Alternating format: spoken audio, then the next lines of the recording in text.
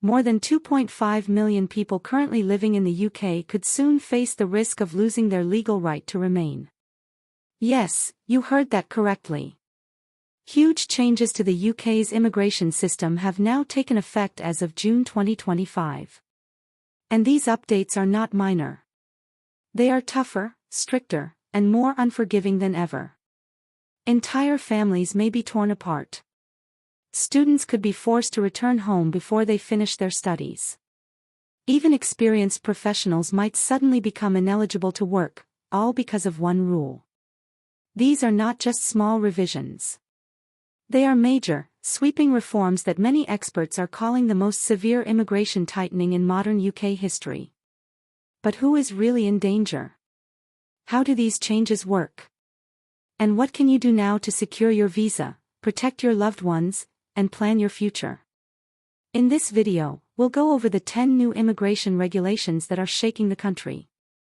Just the facts you need to know. Some of these changes might sound harmless at first, but by the time we're done, you'll understand why everyone connected to the immigration system needs to hear this. Missing even one detail could cost you your job, your status, or even your home. Let's begin. The first major change is the sharp rise in the minimum salary required for skilled worker visas. In the past, most applicants needed to earn about £26,200 per year. That was already difficult for many. Now, the UK has increased the threshold to £38,700 annually. That's a massive £12,500 hike, almost a 50% increase. And this doesn't just apply to new visa applications. Even people already living and working in the UK under valid visas will need to meet this new amount when they try to renew. So if your current earnings fall below the new line, you could be asked to leave. Even if you've built a life in the UK, raised children here, or contributed to society for years.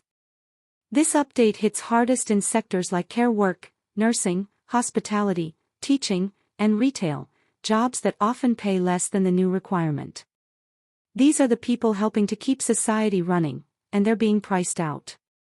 The government says the purpose is to support the economy.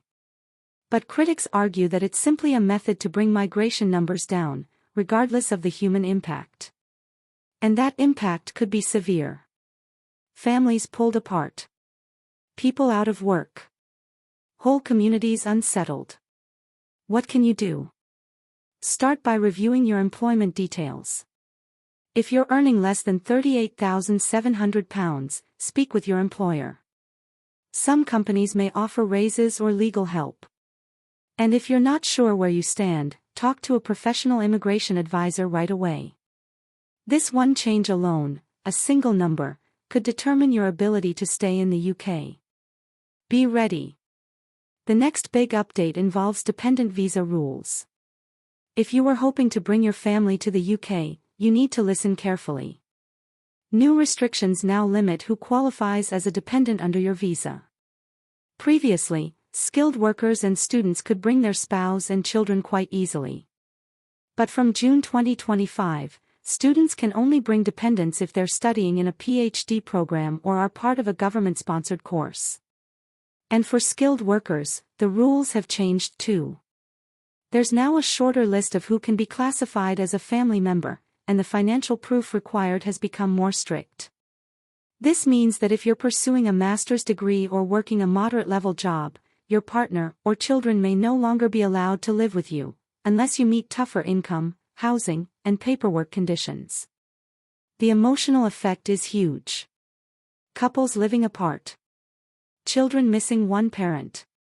Some people are even turning down job offers or cancelling plans to study in the UK, just to stay close to family. Officials argue these changes reduce pressure on public services. But many feel they punish people who are following the rules, working, studying, and paying taxes. So what should you do? Double-check the conditions of your visa. If you plan to bring your loved ones, speak to a licensed advisor before applying. Things are changing fast, and missing one update could be a big mistake. Let us know what you think in the comments. And if you find this useful, don't forget to subscribe and turn on notifications. we're breaking down all 10 major rules. Next, let's talk about healthcare fees. Imagine paying for rent, food, transport, bills, and now, suddenly, being charged over double just to access the healthcare system. This year, the immigration health surcharge has gone way up. It's now £1,035 per year for each person. So if you're a family of 4, you'll pay more than £4,000 upfront. That's just to use the NHS, like any UK resident. And it's not optional. If you don't pay it, your visa gets denied. No exceptions. This fee has existed for years, and most people accepted it as part of the process. But now, even highly skilled professionals, like doctors, engineers, and educators, are thinking twice. It's not just the price. It's the pressure. You're already paying taxes and national insurance. Now this, too. Some call it a toll to access healthcare. Others feel it sends the message, you're allowed to work here, but only if you can pay extra. The worst part? There's no sliding scale. Whether you earn £14,000 or £40,000, you pay the same amount. It hits low-income migrants the hardest. And it's due before you even set foot in the UK. If you renew your visa, you'll need to pay again. For many, this is the difference between staying and leaving. Now let's talk about something that's gotten much less attention, but could affect nearly everyone: shorter visa durations. Some visa types now come with shorter time frames than before. For instance, the skilled worker visa used to be valid for up to 5 years. Now, some workers are getting visas that expire in just 1 or 2 years. This depends on the employer's sponsorship license and the job's classification. On paper, this might sound minor. But in reality, it means more applications, more money, and more stress. Each time you renew, you pay application fees, legal costs, document fees, and the healthcare surcharge all over again. And it creates constant anxiety. Just when you settle in, it's time to start planning your renewal. This change also shifts power. If your visa expires every year or 2, you're less likely to ask for better pay or working conditions. You'll be too afraid of upsetting your sponsor. And shorter visas aren't limited to workers. Some students and family members are affected too. This makes it very difficult to plan long-term.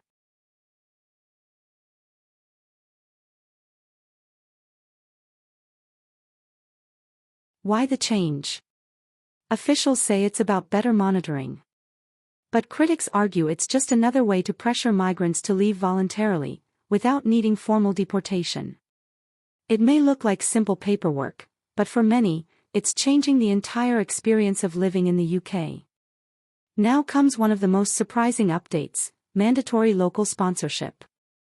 As of June 2025, nearly all applicants for work or study visas must have a registered UK-based sponsor.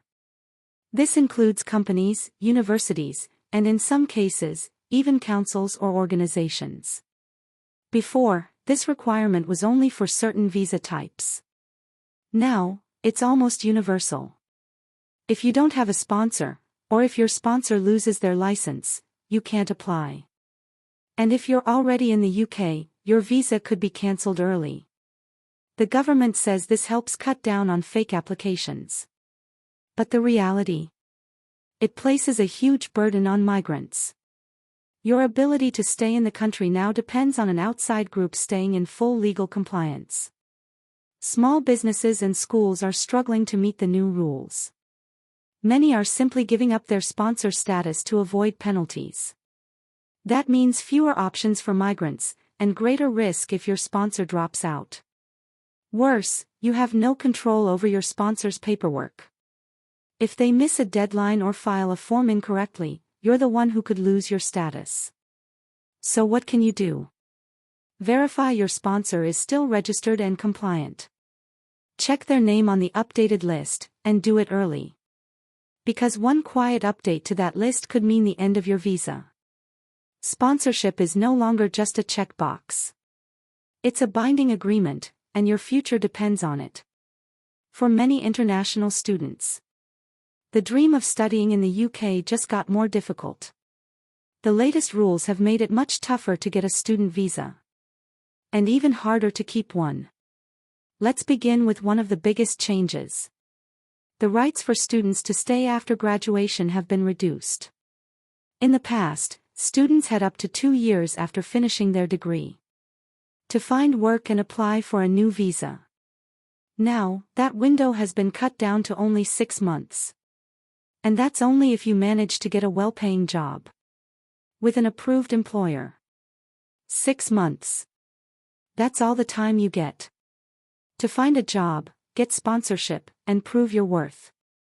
After spending years studying and thousands of pounds on tuition. But it doesn't stop there. Universities are under new pressure to reduce the number of international students, especially in courses considered to have low economic benefit. Many institutions are quietly increasing fees or making their entry requirements harder. At the same time, the government has been talking about setting future limits on students from certain countries.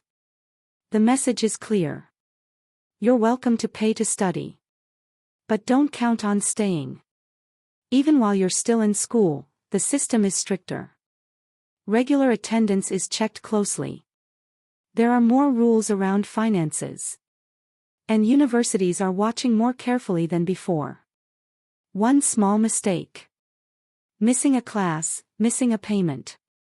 And your visa could be at risk. For many, it now feels like walking a tightrope. You're balancing your studies, your money, and your visa conditions. And one wrong move could bring it all crashing down. So if you're thinking about studying in the UK, start early. Learn the rules. Talk to your university. Ask questions. Because the same system that once welcomed students from all over the world now wants more proof, more money, and stronger reasons to let you stay. Let's talk about the next major change. Language requirements. English skills have always been part of the UK immigration process. But now the standards have officially gone up. From June 2025, the government has raised the minimum English level required for several visa types. That includes work visas, student visas, and even family visas. So what does this really mean? Applicants now need to score higher on English tests, like IELTS or other approved exams. And it's not just the overall score that matters. You must hit minimum marks in each area: reading, writing, speaking, and listening. The reason, according to the Home Office, is that better language skills help people settle in faster, get jobs, and be part of society. But not everyone agrees. Some say this is a hidden way to block people from applying, without saying no directly. It feels unfair to many, especially for people who already study or work in English-speaking places. You can have the job offer, the sponsorship, even the qualifications. But if your test score falls short, your visa could be denied. These tests aren't cheap either. They cost money, take time to prepare for, and are stressful. If you fail one section, you may have to retake the whole thing. And for some, this has become the hardest part of the entire visa process. So if you're applying soon, know exactly which tests are accepted. Check what scores you need. Some visa types now require B2 level, which is harder than the old B1 requirement. Our advice: don't take this lightly. Even if you speak good English, study, practice, and take mock tests if you can. Because this isn't just a grammar test anymore. It's the key that opens the door. And too many people are finding that door suddenly locked. Another new focus is on something called integration. This word is being used more and more in new immigration rules. Now, if you want to stay in the UK long term, or apply for settlement or citizenship, you'll have to show more than just clean records and steady work. You have to prove that you've become part of the community. That could mean doing volunteer work, attending local events, or getting involved in neighborhood activities. And yes, you'll need to show proof. Some call this a social test. Not about your taxes or background, but about how active you've been in daily British life. Did you help organize a local event? Join a community group? Go to school meetings for your children? These kinds of things might now affect your immigration status. Critics say this is too vague. Who decides what counts? Is going to a charity event better than running your own shop?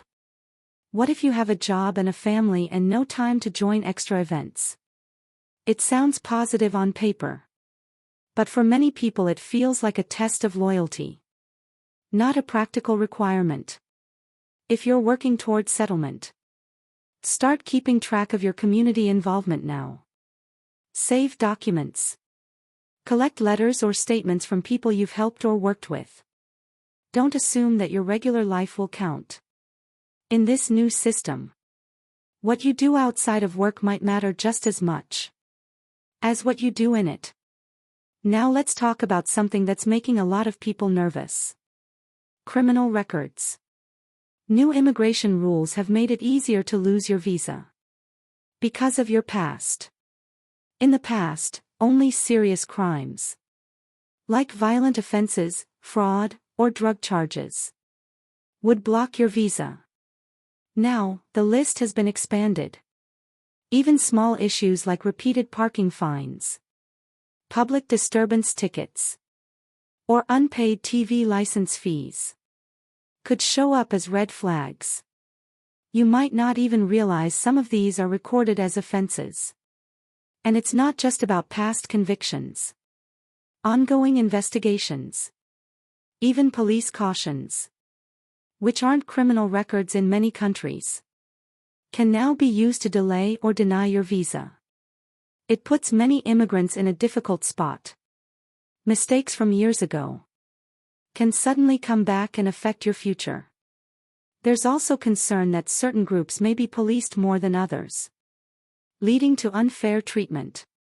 Some people feel this creates a different kind of justice system, one for UK citizens, and a harsher one for everyone else. If you're applying for a visa or renewing soon, make sure your record is clear. Fix any pending issues. Talk to a lawyer if needed. Even if you think something is small, it could be used against you under these rules. Your past, even the small stuff, could now decide your future. Now here's a rule that might sound helpful, but you should look closely. The UK has introduced a new program, offering money to people who leave the country on their own. They call it an exit incentive. Depending on your visa history and how fast you agree to leave, you could get between £2,000 and £5,000. It's being promoted as a kind way to help people who can't stay in the UK anymore, or who want to go back to their home country. But critics say this is more pressure than help. With so many new rules, higher salary requirements, shorter visas, fewer paths to stay, many people are finding they don't have other options. They can't renew, can't switch visas, and legal support is too expensive or too slow. In the end, taking the money and leaving feels less like a choice, and more like the only way out. The government avoids using the word deportation by calling it voluntary. Supporters say this helps reduce pressure on the system and gives people a chance to start fresh. But let's be honest. If someone has no other way to stay, then offering money to leave isn't really a gift. It's a final push out the door. There are also questions about how this works. How long does it take to get the payment? Can you change your mind later? What if you feel forced into it because you're scared? Not because you truly want to go. If you're thinking about taking this option, get advice from someone independent. Know the terms. Understand what you're signing up for. Because once you accept the payment, you might not be able to return. At least not for a long time. They call it an incentive. But for many people, it feels more like an ultimatum. These rules aren't just policies. They affect real lives. If one of these changes touches you or someone close to you, share your thoughts. We read every comment. Watch our previous video for more vital updates. And if this video helped you understand the current system, please support us by subscribing. It only takes a second. But it means a lot to us. We work hard to bring you clear and honest information. Because in times like these, knowing the truth is more important than ever.